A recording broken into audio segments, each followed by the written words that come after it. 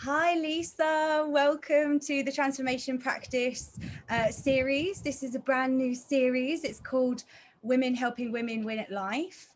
And I'm so glad to have Lisa here today. Thank you so much. You're all the way over in Nevada, and I'm in Australia. So I'm really happy that we could connect and make this time happen. But for those of you who don't know us, my name's Sinead. I am a clinical hypnotherapist and transformation coach. And Lisa, beautiful Lisa here, is the founder of Tantra Talk, which is this awesome Facebook group that I met her through, and also a coaching course. So she's been a Tantra expert now for over a decade. And I know that she just has an amazing story to tell us and so many hints and tips to help us win at life as women today. So we're just going to have a quick chat. Welcome, Lisa. So good to have you. Yeah, thank you. Thank you so much, Sinead, for having me today and for this opportunity for us to isn't it great through this modern magical technology that you're in Australia and I'm over here in Nevada and we're having this interaction. It's so cool. I love it. I love it. It's amazing, isn't it? I can't believe it. 2020 has brought so much change. It's really opened my world to so many different ways of connecting with new women. I have a women's circle that's full of American women and other Australians, and now I've got so many American women in my life that I talk to weekly about business, about mental health, about wellness. So yeah, I'm so happy. So I mean, tell us a little bit about where you're from and what you do. Okay. Well, I live in Reno, Nevada, which in the US. And I've been doing Tantra. I was introduced to Tantra about 12 years ago, I think it is now. And I had been searching, I was searching for a long time for something. I didn't know what I was searching for, but I knew that there was something else out there. I knew that there was something more to life than what I was experiencing. And I dragged my poor kids and my husband, my family to all kinds of different religious things and churches and stuff like that, looking for something, but I couldn't find it. I just couldn't find it. And so I think I kind of gave up, I was like, whatever. And one day I walked into a Tantra workshop, and that workshop was the aha moment in my life of oh my gosh, this is what I've been looking for. And you guys are all talking about stuff that I intuitively know. I have lived this life forever, but I couldn't put the words to it because I didn't have the words that I could translate to other people very well. And so that very first workshop gave me that just the light went off. And then and I was 40 something. And I was like, where has this been all my life? Where has this been? How do I not know about this? I have degrees and all these things, and I don't know about this thing called Tantra. And so that was the beginning of it. And so in that very first workshop, it was a women's workshop. We were all together doing women's healing and all of this stuff. And I told the facilitator, I said, this is what I want to be when I grow up. This is what I want to do when I grow up. And they said, well, come on board. And so I started my career in educating myself in what this was all about and diving deep. And so let's see, so I started their program, and then I went to another school, and it was in that school that I met Charles Muir. He's the founder of Source School of Tantra. And the very first meeting, and that's a whole nother story, but this past life thing and all this other stuff. But the very first time I met him, he said, we're going to teach together. And I thought, I don't know. I don't know about that. But within the next year and a half, I was teaching. I was up teaching other people how to teach. I became one of his teacher trainers and for his certification program and doing that. So I did that for several years, and then we came into into 2020. So right now that's all on hold and things have changed and shifted. But yeah, I've traveled the world teaching Tantra and sharing this amazing spiritual path with so many people all over the world, and now even in a bigger context. That's so beautiful. Isn't it amazing how quickly your life can change when you find the thing that really speaks to you, like that thing that you're supposed to be doing, and it's just like a huge wake up call, like this is it, I need to share it with everyone and share it with the world. And when it's right for you, it's easy, you know what I mean? You can just step into it because, like you said, it's the things you were already doing, but you just didn't know that you were doing them. So Right. you already had tapped into that. But I mean, for Right. somebody, I mean, I've discovered Tantra, you know, like over the last few years, and I've really looked into it this year. And now I'm studying it to also become a teacher, because I think the world needs to know, like, we need to learn about this kind of esoteric stuff in school. Like, they should teach it in schools so that we understand now that there's more to life than we can see with the eye. I mean, we know that in terms of science and like the atom and viruses, like there's this invisible world, but it's deeper than that. There's still things that we don't know so much, but we do know, like you said, We do. intuitively we know, right? So for somebody who's never heard of Tantra before, could you just, you know, explain what it is really? Yeah. So I like to explain it as, because I think, modern times, if you get on the computer and you Google Tantra, you're going to get all kinds of sex stuff, Yeah, yeah. which is part of it, because what Tantra really teaches is it's a spiritual path. It's a path of awakening and recognizing yourself, your true essence, and the true essence of everything around. Like, everything is sacred. So Tantra enables a person to actually access their energy body through sexual energy, because that's the easiest, quickest, fastest way to do it, because we understand sexual energy a little bit. But moving that energy through our bodies and using that energy as the fuel for our spiritual awakening. And that's how I describe Tantra. Mm. That, I mean, so many of us go through life living in our heads. I mean, that's what I'm teaching people a lot with my hypnotherapy, is we do a lot of work with the subconscious mind, which unbelievably, since studying hypnotherapy and NLP, it actually has so much in common with Tantra. Like, that concept of the concrete mind and the abstract mind is the same as, you know, the subconscious mind and the conscious mind, and both are accessed through trance, like through, you know, an altered state of consciousness. And I just think it doesn't matter like what language you use to describe it, we're all talking about the same thing, you know, this connection with our higher self and understanding that we have different types of body as well. Like, we have an emotional body and a mental body.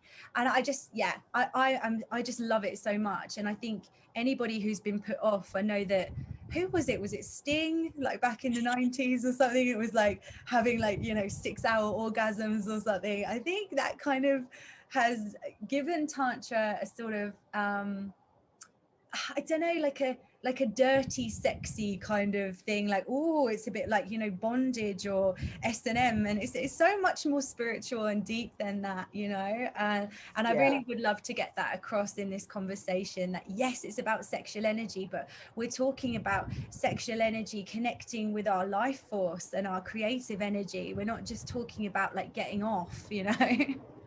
And that's what I talk about. Like, your sexual energy is really your creative life force energy. Think about it. Sex equals creation. Like, really, sex is a creative life force energy that we get to explore and expand our own experiences with. So this is an opportunity for people to step outside of that piece. And there is a component of bringing sex in, because we get to take all our guilt and shame and trauma around sex and sexuality and put it over there. Like, let's heal this. Let's heal what that is, and realize that sexuality is not a dirty word. It's beautiful, and none of us would be here without it. So true. It's a creation. And we have this blessing as humans to take sex to a higher plane. You know, animals don't have that higher consciousness to be able to connect with one another Do you disagree with that I animal? do. I do. I think that they do. I've watched it. I've watched it like in Africa, watching these animals have sex. And then there's that moment. There is a moment like you can feel it. Like Yeah, deeply connected space that they're in, even if it's just for a brief moment. That's yeah, all we really, that most of us only experience it for that brief moment as mhm, well. And it's there. yeah.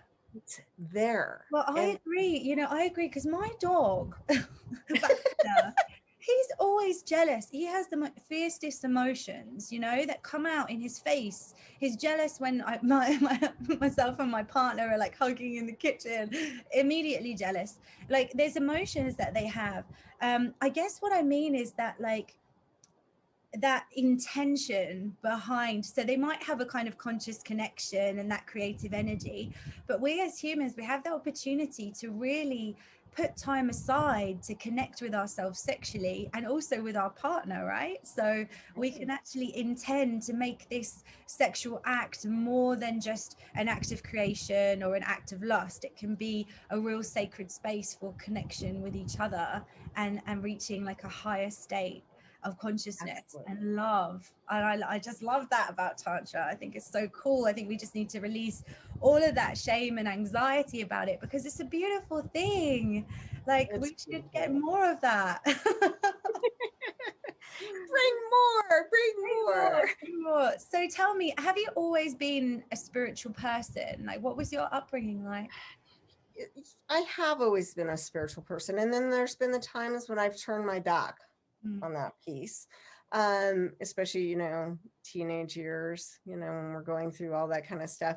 I was raised in the Catholic Church. So my mom was very much in the Catholic religion. My dad uh, partaked in it as well, but he came from a little bit different. Where he came from was a very um, the community that he lived in, a small community where the church really gave to everybody and did all this thing. So when he came here to Reno and they were first married and they passed the basket in the church, my dad was appalled. He's like, what is this? What is this thing? Because in his community and how he grew up, it's just you share everything. And so he kind of grew up in that, and he had a little bit of a problem with the money piece in the Catholic Church at that time. Um, but that didn't stop us from being raised the way that we were raised. Now, in my case, I really embraced the ritual and ceremony of what was happening in church. I loved that. And I have memories of when I was probably between the age of 3 and 5 and on this pew and moving my body. I remember this wave-like motion, right? And if we talk in a tantric wave, that's what we're talking about. The energy has to move and our hips have to move to get the energy to kind of pump up and move through our bodies. And I remember doing this and I went into a trance, like I was very meditative and I was talking to God. We were having a conversation and my mom was kind of like, whoa, what's happening here? And tapped me and said, hey, what's going on? And I was irritated. That's probably why I remember it, because I was just like, oh, what are you doing? And she's like, what's going on? And I'm like, I'm talking to God. you know and I was just in this very connected moment, and I had a lot of those. I can talk about a lot of those experiences throughout my life. And then one of the other things that was happening that we often talk about in the tantra realms is female ejaculation. We talk about this thing called amrita, which is the ejaculate, but it's more than the ejaculate. Is when we talk amrita, that's the Sanskrit word for sacred nectar of the gods. And it's different than the squirting or the things like that. It's this flow that comes.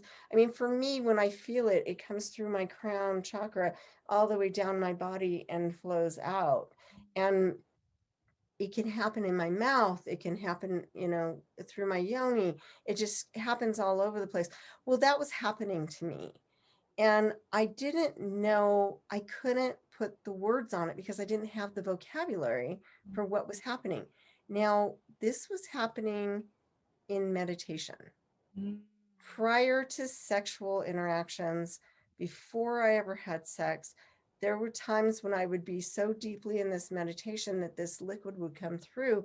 And I knew, like, I knew that it wasn't pee, it wasn't this, it wasn't that. But my mom couldn't explain it to me because I tried to talk to her. She didn't know. Right. And there was these kinds of things that were happening. And then when I became sexual, of course it happened, and there was a lot, and this guy didn't know and I didn't know, and he's like, oh my god, you peed on me. So there was a lot of shame that was brought on, and I learned how to take that back and hold it and not let it happen. And as a result of that, I had some other issues with bladder infections and all this other stuff, yada yada. But so when I came into the world of Tantra at 40 something, all of a sudden everybody's talking about this that I've never heard of before. And it's And so I was like, open. It's like one of the first things you learn about, right. And I was like, I know all about this. Where have you guys been? Why don't I know about it? And I remember just the tears flowing because I had hidden it so much. And there were times when I couldn't hide it. Like, it would come because the connection with my partner was so deep and so beautiful. And then the Amrita would flow and I would be embarrassed and all of these things because I couldn't explain it well enough. Yeah. So I learned so much more about that. And then it's become, a part of my life more. I've been able to embrace that and help other women embrace theirs. So one of the gifts that I have is I've been very blessed in my Dakini work, where I'm doing hands-on work with people, that the nectar has been able to transmit without all this other stimulation. Yes. And that's what I teach women, is like, you do not have to have this massive amount of stimulation in your yoni. I do not have to have anybody touching my yoni, and my Amrita can come. Yeah. It can flow freely. And I think that that's an important piece, because what we're seeing out there in the world of porn and all this other stuff is, the squirting, and there becomes this desire, like, I can make her squirt. I hear that a lot. Yeah, I exactly. can do it. I can make her do it. Well, yeah, you can, but is that really what you want? Is that the sacred nectar that's flowing, that has the essence of the gods? Mm. It's not. It's different. And I've had both experiences now as a result of doing Tantra and having people be in that space with me. But that isn't the same. No. Because when this nectar comes down, when this Amrita comes down and it flows through, it's open, right? It's when you start to open that negative sexual pole as a woman. When that opens, it's like really welcoming in, that love and connection piece. And then we blossom into a whole nother realm. We become magnetic, and we become, the magnetism that happens, and then the interaction with our partner just intensifies the whole experience, and we weave our energies together in such a lovely way. And this is one of the things as well that I learned early on in my sexual experience, is that when my Amrita showed up, the weaving, the connection the bonding that happened was really intense. And I wasn't in that place. I was a person who would be like, okay, thanks, bye. And out I'd run. And I wasn't being the typical girl who was connected and wanted, who kind of latched on. I wasn't that. I was the person that, like, okay, see you later, bye. And it caused some other issues in my early sexual relationships with people, with men especially, connecting in that deep way. So I had to also learn how to, and Tantra taught me this, how to be more masterful with my energies, with our energies, and how we can gently pull apart from that and gently go into our own space, as opposed to me going, bye, see ya, let me cut that and I'm out. Goodbye. So it was a learning experience that really deeply made me who I am today. And I get to share this more of this information with other people.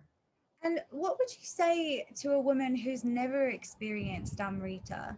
you know, who feels ashamed because they've seen it now in porn so much, right? Like that they think, wow, why isn't this happening for me? Why can't I reach this? Yeah, and that happens a lot.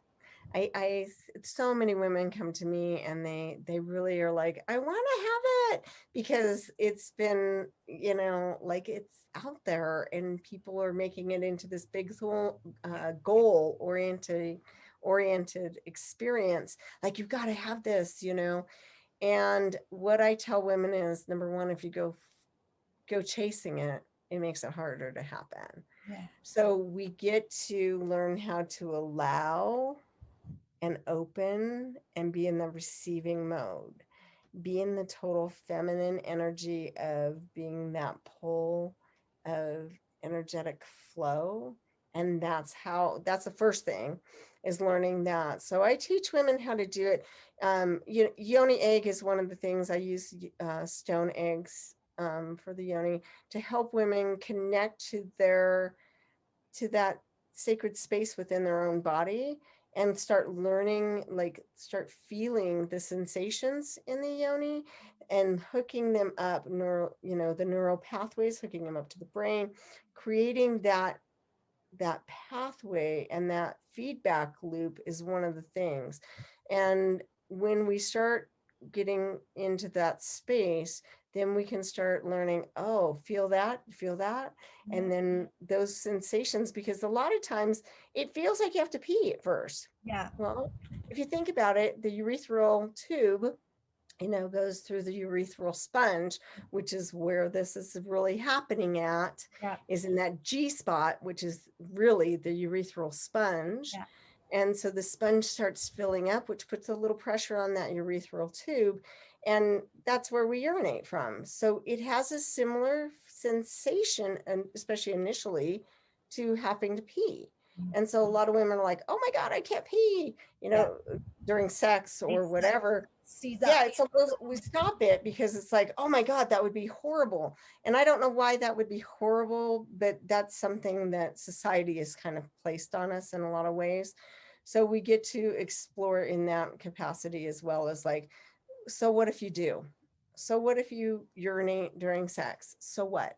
You want to make sure that your bed is protected and you have, different things there, towels and whatnot. But if you're looking for your capacity to have your Amrita, which everybody has that potential, every woman has the potential for having this experience, then you get to explore it in its full glory and nature. The Amrita itself has a different texture than urine does. It's got a viscosity, a slipperiness about it. It has a different scent to it. Now, there may be a little scent of urine in there because it does come through the urethral tube as well, and the Skene's glands. So it comes through that area. So there might be traces of urine in there, but we know from scientific studies that it's not the same as urine. Which is also, that brings me into another thing. There's a report out there flying around on Facebook and other things that, oh my God, we've proved that it is urine, it's that. And they did a study of 7 women. 7 whole women. 7 whole women, and said that this was urine. And I'm like, okay, so who were these women? And are they tantric? Have they had tantric practices? Do they understand this? Give me some more information about this study that you did. And I don't know, I come from a background of science, and I'm in my degrees in anthropology, and I do all these work around archaeology. A study is not 7. And a study is never 7. It's never ever 7. And also, even if it did have, urea, and it's, I'm sure it does have urine, but if it's urine, like, I don't think that it is. But even if it was, like, why would you then create a publication and put it out there and be like, oh, this should now be shameful because it's urine? Like, why does it then become something awful? Like, I just think, I think there's so much shame around women's, There is, and that takes us into another realm of why would it go underground? Yeah. Why did this beautiful experience go underground? So there's a couple things. First of all, it really doesn't, does it stop procreation from happening? Does it stop us from getting pregnant? It doesn't. Whether Amrita shows up or not does not change whether we actually conceive or not. So that's one thing. The other thing is it has a tendency to have a lot of power in it. There's a lot of energetic connection and power, and we're opened up as women, but it also opens up our men. And so with that, they become more vulnerable in a lot of ways. So think again in terms of, what was going on a couple hundred years ago, and they couldn't become vulnerable. So this thing started happening of like, let's put this underground and get rid of this because it's making our men vulnerable. It's making the women vulnerable. It's doing all of these other things, and it's not productive. Yeah. And so there was a force, but it goes beyond, like, people say the patrilineage comes in and does all this stuff. It goes beyond that because it happened worldwide. Yeah. That it went underground. So there's something else at play that we may not quite understand fully, but we see it in Native American tribes. There's stories of this sacred waters of the women. There's stories like, I know stories in the Bible that talk about the holy waters flowing freely from the woman. Okay. There's stories in Egyptian times of these sacred waters. There's stories all over the world of these sacred waters, and they basically collapse under and go underground for a period of time. Now, what's happening right now is it's starting to emerge again. The awakening. We have babies coming into the world, myself included, young ladies. I was young when I first had this experience, coming in with it, but nobody being able to guide us, because they didn't know. My daughter is also, she's very much a Shakti woman. Her Amrita comes, and she had that, at least she had me. I was able to help her through that. But at that time, when she was that age, I didn't have the words for it. I just said, it happens. It's normal. It's fine. And I think it was only, I don't remember, maybe 5 or 10. She said, Mom, did you know that other women don't have this? I said, well, I do know that. And she said, I thought it was just everybody did this, but not all women do it. And I said, yeah, it's true. And it's one of those things that, like, it's the great mystery. And there's a part of me that goes, I don't want to do too much science around it. Yeah. Because I love to be in the great mystery. Yeah. And flowing in the mystery. So for women out there who haven't had the experience, you can have this experience easily and readily available. Sometimes what we need to do is be in with another person who is doing it. Like they talk about, we know that when a group of women come together and we're cycling, right?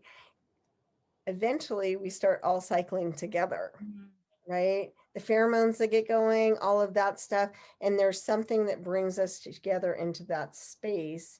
And so we'll start cycling together. But this also happens with the Amritas. So when you're in a group of women, and I've done it online on Zoom, like it works, you guys, because energy doesn't know any bounds of time and space. That's us.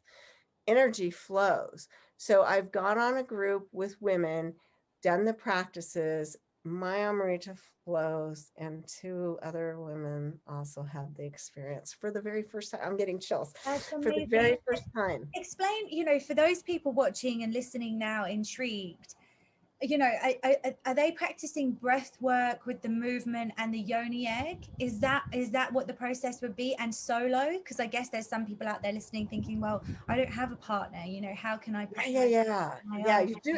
You know what? I feel like it is so much more powerful when I embrace that for myself rather than having someone else with me. Yeah. What we tend to do, and I mean, we see this in like the sutras, which were written bazillions of years ago, but in the Tantric sutras, it talks about this thing of like, we're doing this external stuff all the time.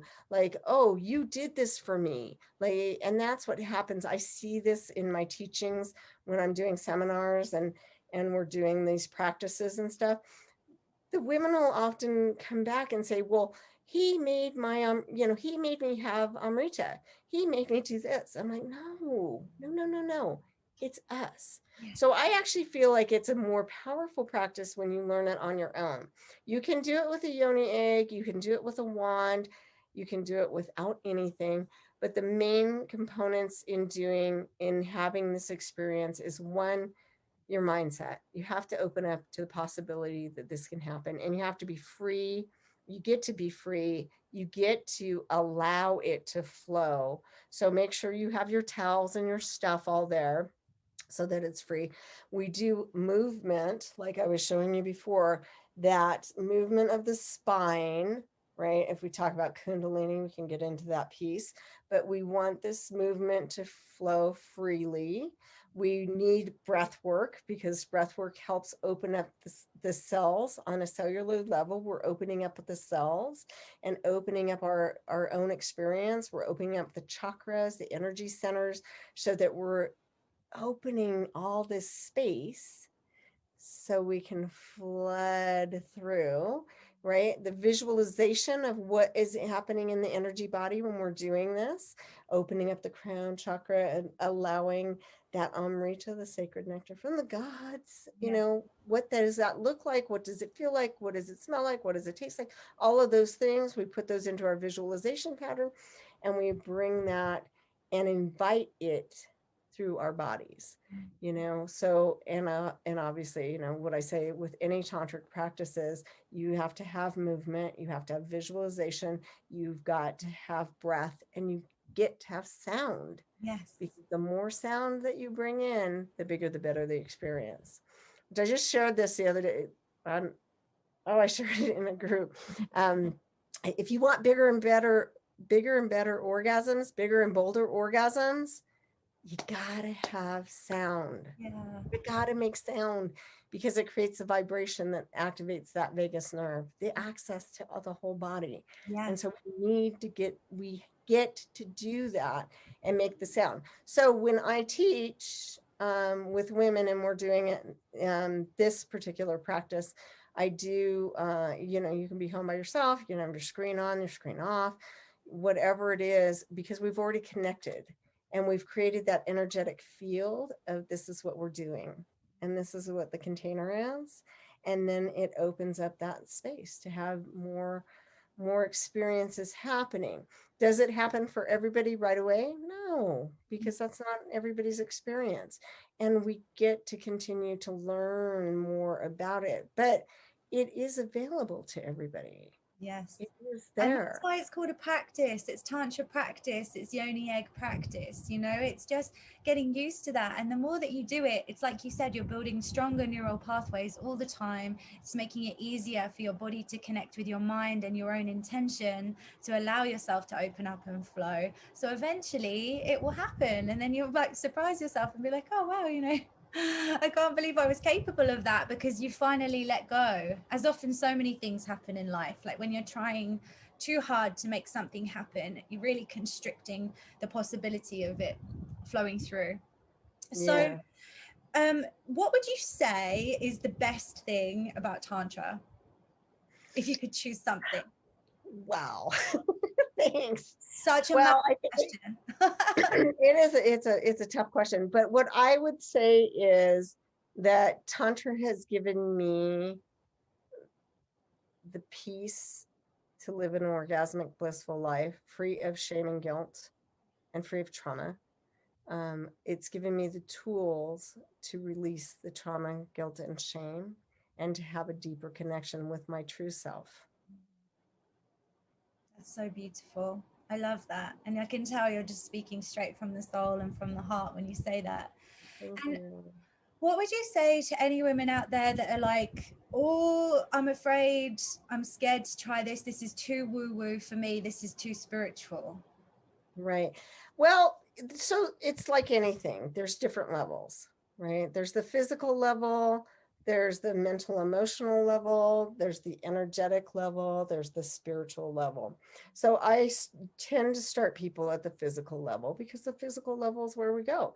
And there's an old, in Tantric text, there's an old story of there was 3 gurus living in the village, 3 wise men, and the village, let's say 100 people come, and they're like, we want to know what you have, we want to understand this. And so they teach them on the physical end, you know, if you want cake, go eat the cake, but do it with intention. Do it knowing that God is in that cake. The cake is energy, and feel it. Don't just gobble it down. Take your time, embrace it, notice the texture, notice the things. And if you want to have sex, go have sex, but do it with intention. Think about God, inviting God into your bedroom and having this experience and this flow. And so if you want to, you know, if you want to drink wine, do it with intention. Don't just guzzle it down. Take time to really embrace the flavors and the scent and what it looks like and all the things, so that you're having this more intention-based life. So it's more orgasmic. As we open up those senses, it becomes more orgasmic. Does it mean I'm walking around in an orgasm all the time? No, but it, in some ways I am. In some ways it feels so good in my body to be here because I have an intention. So this 100 people go out and they do all that. 10 people come back and say, that's lovely, that's good, but we know there's more. And they say, yes. And so the other guru takes them, and he takes them into the library with all the books and the text and the ancient writings. And they say, you know, here you go. Here's all the philosophical stuff that you need. And these people go crazy. They're reading and they're just so excited because they're getting filled up and their brains are just being expanded in different ways. And they have philosophy and all these different contexts of deeper understanding and science and all the things. And they're getting deeper and deeper. And one person comes back and says, that's great. And I know there's more. And the guru says, follow me. So what that is a story of people follow the path that is best for them in the moment. And so if it's the physical path, that's perfect. That's perfect where you are. You get to explore sex in a whole different realm, because there's more to sex than just the physicality when we do it with intention. And when we connect and we breathe together and we have that eye gaze and we open our heart spaces, it's so powerful and it's lovely. And for some people, that's enough. And they feel that deep connected place, right? Doesn't have to be woo-woo. It gets to be more into, how do I become a master lover? How do I get to have, as a woman, I'm in charge of my orgasms. Nobody else gives me orgasms. I give myself orgasms. Same thing for a man. He gets to give himself orgasms, and he gets to learn that he can be multi-orgasmic just like women can. Right? We can become masterful lovers and be in that space, and you don't have to take on the woo-woo parts of it. You don't have to be in the spiritual space. You can learn all of these things. You can learn about the energy in your body. We know energy goes through our body, right? Blood flows through your body. That's energy flowing through the body. Basic science. So you can come into that place. You can take it to the next level and get really scientific and piece those things together, the vagus nerve and all the things. Yeah, exactly. That's why it works so well with NLP. It's like neuro-linguistic programming. I had no idea that it would be the same thing.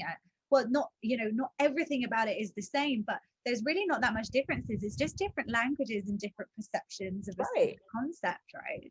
Right. Or you could be that one person who says, I want to go to that deep spiritual space. Yeah.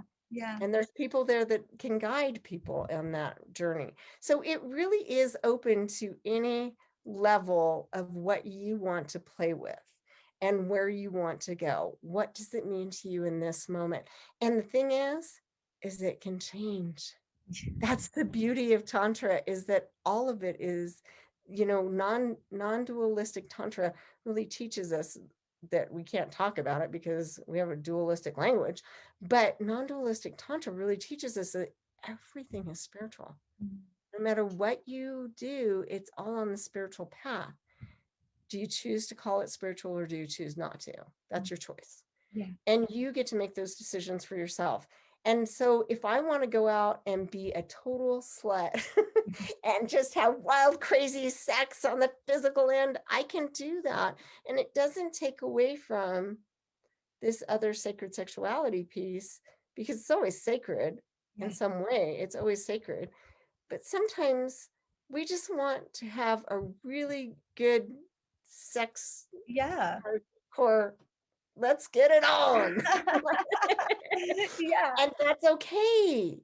That's totally okay. And what we get to learn is that we get to fluctuate between all of it, that it's all perfect for where we are in any given moment.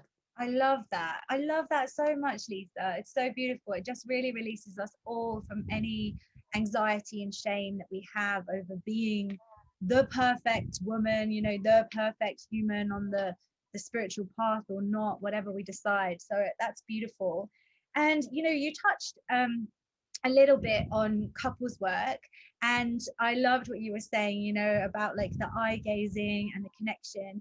And I myself did a couples session this year with my partner, and it was so beautiful, just looking into each other's eyes, breathing like that circular breathing. And we were fully clothed in the session. It wasn't like super sexy. It was more about just being in each other's energy with no other distractions, and sending our energy to each other and receiving it, and it was just so powerful. And it's all about the intention. Like you say, the intention changes everything, because obviously we're together all the time, I look into his eyes all the time, but to actually look and see, and that idea of intimacy, like, into me I see, right? Like, you literally, it's just like, it's so beautiful. So Lisa was telling me earlier that she's running a special Valentine's Day program for couples.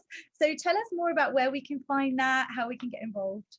Yeah, so it's called Soulful Intimacy for Couples, and it's a workshop for, and Valentine's Day is coming, you guys. It really is right around the corner. It's going to be here before you know it. But it's an opportunity for couples to go dive deeper into what intimacy can be for them, to explore and experience and expand their relationship in ways that go beyond their wildest dreams. So they get to have these different interactions. They get to, in a playful, intimate setting in your own home, which, I mean, nowadays that's what we're doing, So we can is fit to on have, Zoom. So it's it's, yeah, amazing. actually I have it's in a Facebook group. And remember, in a group, you're still on your own. Nobody else is actually in there with you. You're not seeing other people or anything, but there's 3 videos in there, plus the welcome video, but 3 videos designed around 3 separate days, so that you can do this one video, do the practices, get playful and explore what those things are, what the video teaches you, and have that beautiful encounter. And then the next day come back and do the next one, and then the next one. And so it's devised that way. I know that there's been people who jump in there and they do all 3 right away because they want to do it, and that's fine too.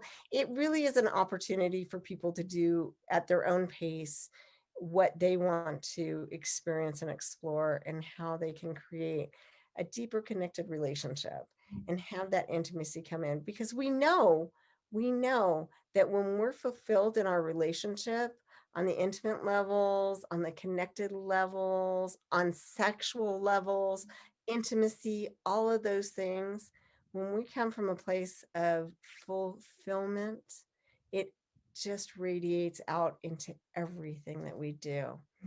You know, it really does, and it expands in every way. It's not, you know, and that's not just for couples, that's for everybody. When we feel fulfilled in our own beings, then we radiate that energy outward, and we become more magnetic, and we become more attractive. What attracts people to me is because I come at it from this place.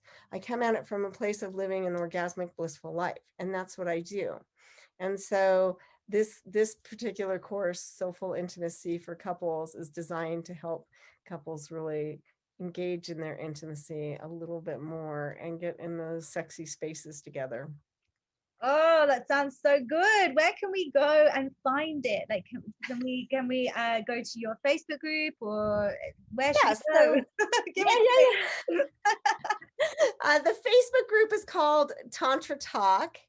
And then the other thing is you can always go to www.letstalktantra, all one word, all lowercase.com. That will give you a beautiful meditation that I call Loving Myself Awake. You go to that website.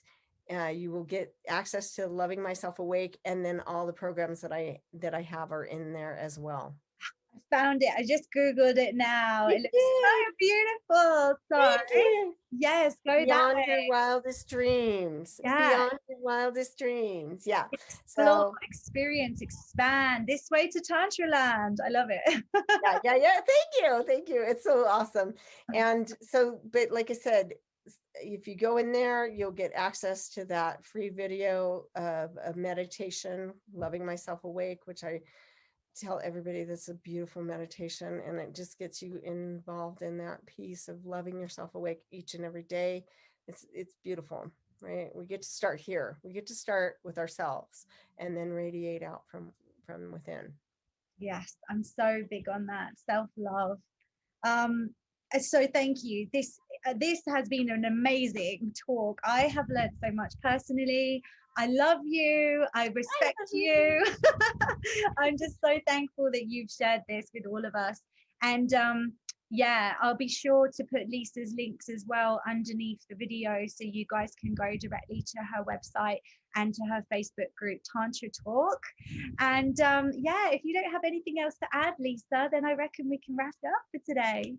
Yeah. I just want to say thank you so much for providing this beautiful platform for me to share my passion, because I love sharing my passion of Tantra with other people. And for everybody who is out there listening and watching, remember, you are perfect, whole, and complete right here, right now, in this very moment. Thank you. That's beautiful. Mwah. Thank you so much. We will see you again soon, and have a wonderful day, whatever you're doing.